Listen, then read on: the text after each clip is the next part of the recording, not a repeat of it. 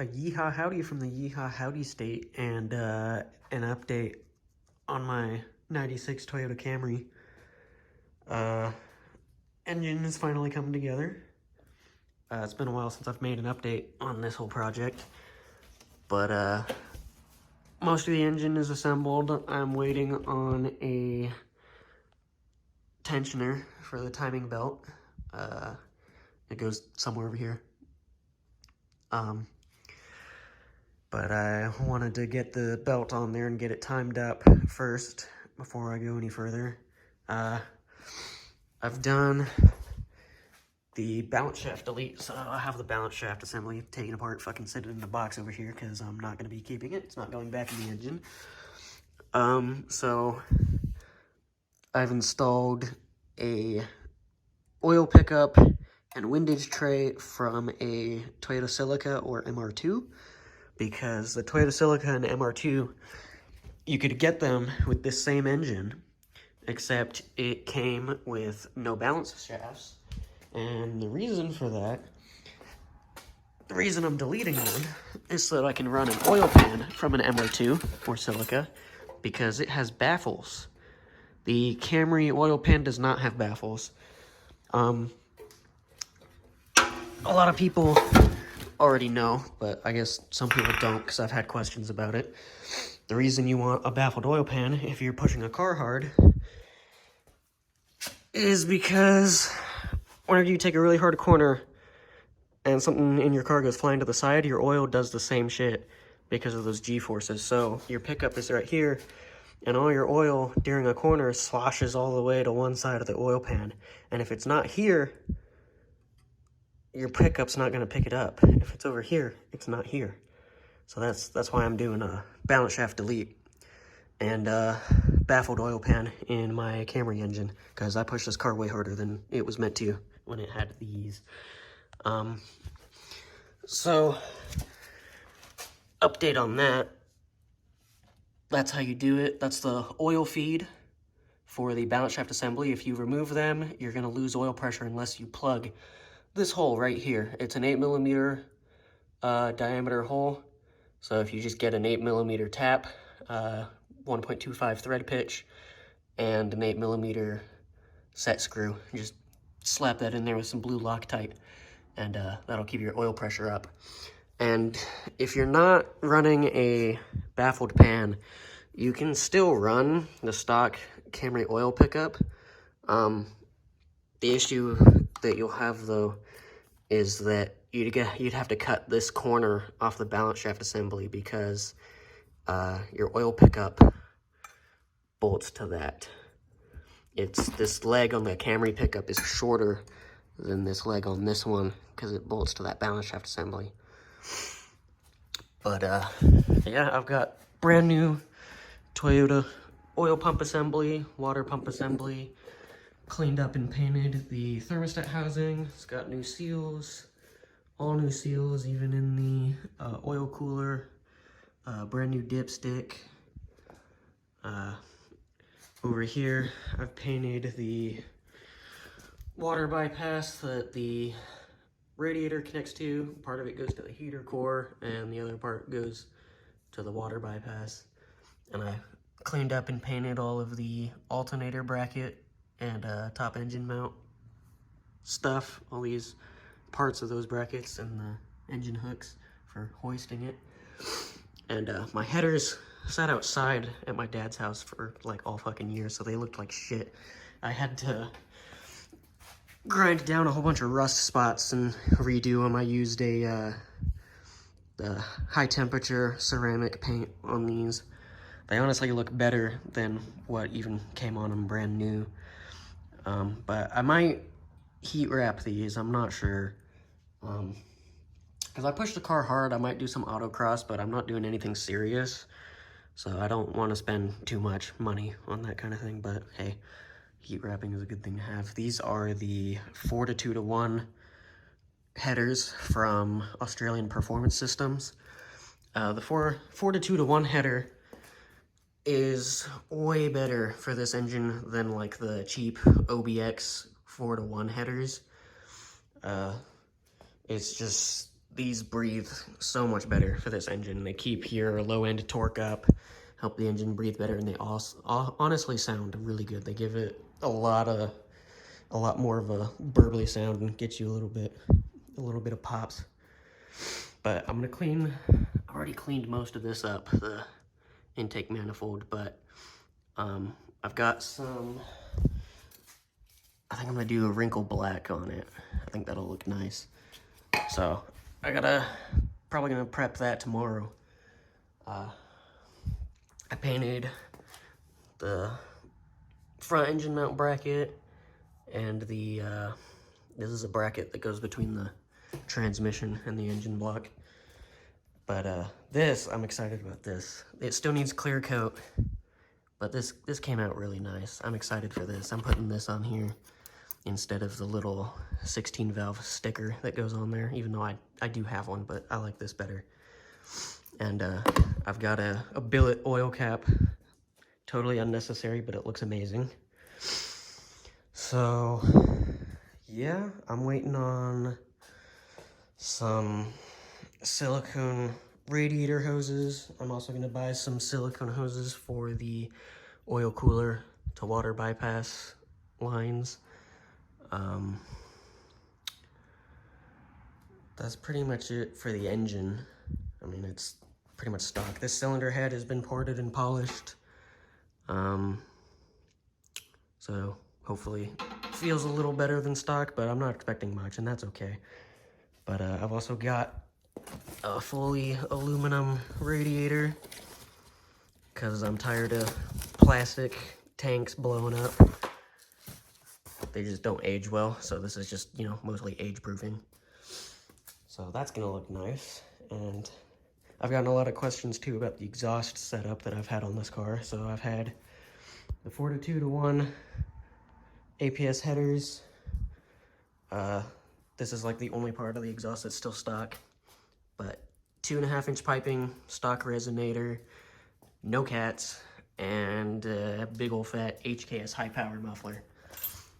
And sounds pretty good. Probably not going to change it. I might get an aftermarket resonator just because the inlet size on this is smaller than the pipe I'm running. You can see it steps down here, and then it just kind of poops out into the bigger pipe at this side. There's still a smaller outlet here, but I don't know. I like the way it sounds. It kind of looks like shit, but I mean, it fucking works, so I don't know. I might change it eventually.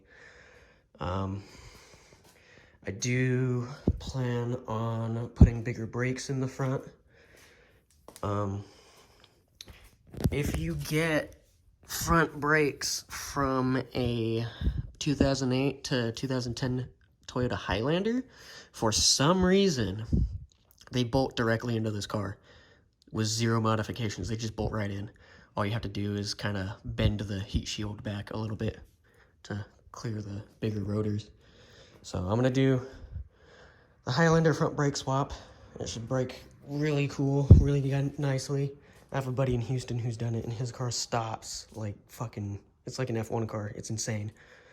So yeah, I mean, not much interesting going on in here.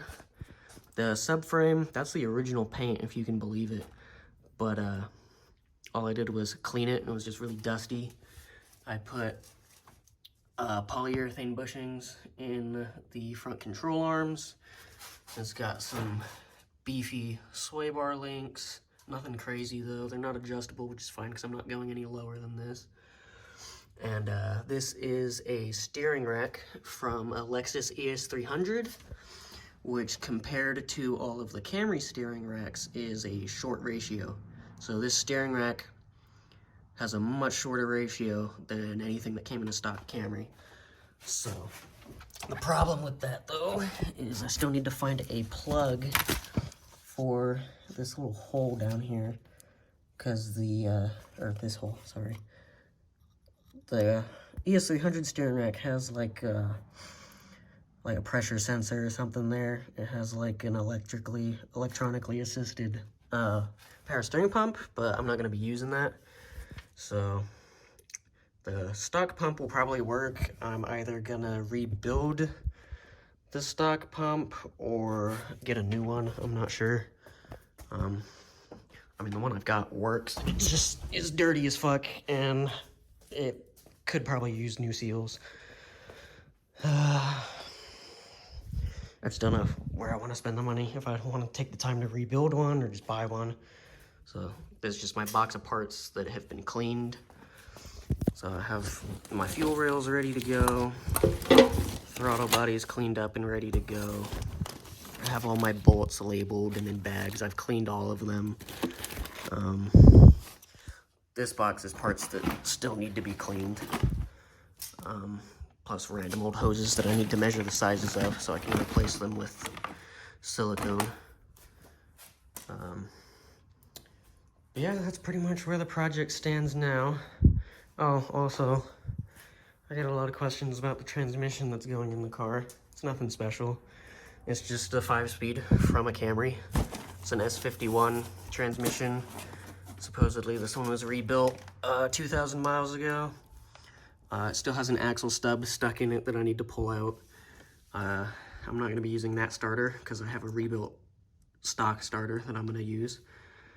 I have my engine mounts and old power steering lines. I have new power steering lines and ball joints and brake lines, clutch, flywheel, all the goodies. There's a clutch slave cylinder, and this is my V-band for my header.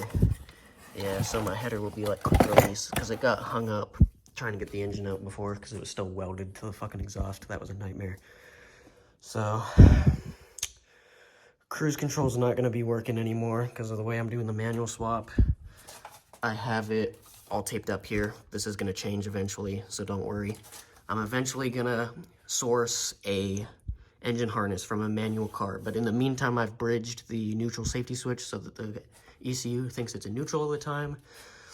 A lot of comments, people saying, oh, it's not going to start if it thinks it's a neutral, it's going to throw solenoid codes if it's a neutral, whatever. It's not. People have done this before. Bridging the neutral safety switch, it'll still start just fine, and it'll run just fine because all it does is think it's a neutral. And so if it's a neutral, it's not going to check the solenoids for what gear it's in, so it's not going to throw a code for the solenoids. And it should start just fine, it should run just fine. This car doesn't adjust the air-to-fuel ratio based on what gear it's in, so it doesn't fucking care, it'll run the same way. The only potential problem is getting an emissions code for some fucking reason. But I'm going to be deleting the EGR valve anyway, so I still haven't figured out how to get around that, because for 96, it gets the EGR flow out of the map sensor along with your actual throttle intake air, whatever. So I don't know how to get around that yet, but I'm going to try to figure it out. You can see here I've the head that I bought from my friend that he rebuilt. He's already plugged the EGR pipe hole. This is where your EGR tube would come up and go to the EGR valve.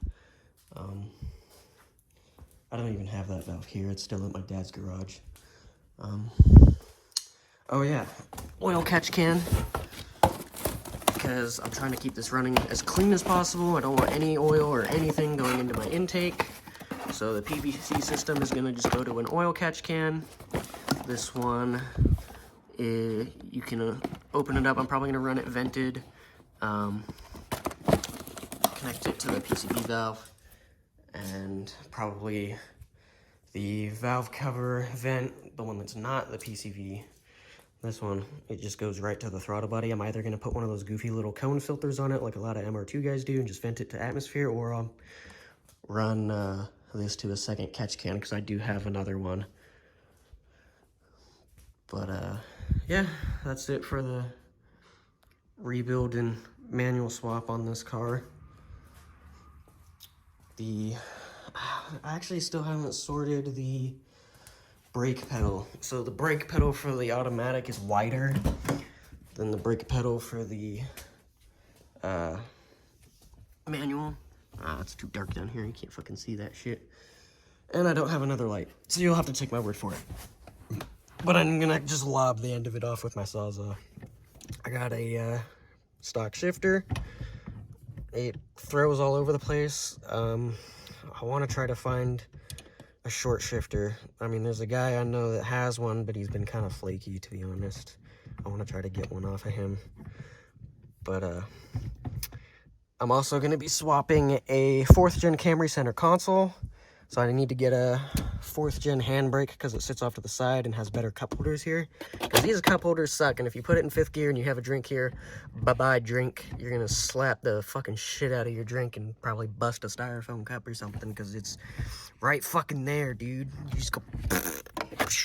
Like, look at that. You have, like, no fucking room here. Like, you're just going to smash the shit out of whatever's fucking sitting there. It's kind of goofy. So, I also got one of these. Probably gonna eventually run oil pressure gauge. Eventually, I want to build a turbo engine. That's what I'm gonna do with my old block, as I said before. Because I still have my old engine block that's toasted from breaking 2 compression rings. I mean, that's the whole reason this is out. This is a remanufactured short block. And a cylinder head that one of my buddies rebuilt. And then he bought another engine, so he just had it sitting around, and I bought it from him. So yeah, Project Yotato is moving along. Hopefully only a couple more months and this thing will be back on the road. I miss it a lot, so hopefully soon. I'm not in a rush though, I'm taking my time because this is my first time doing this shit. So, yep, there's an update on my Yotato. Still going, hopefully many more miles after this. Looking forward to it.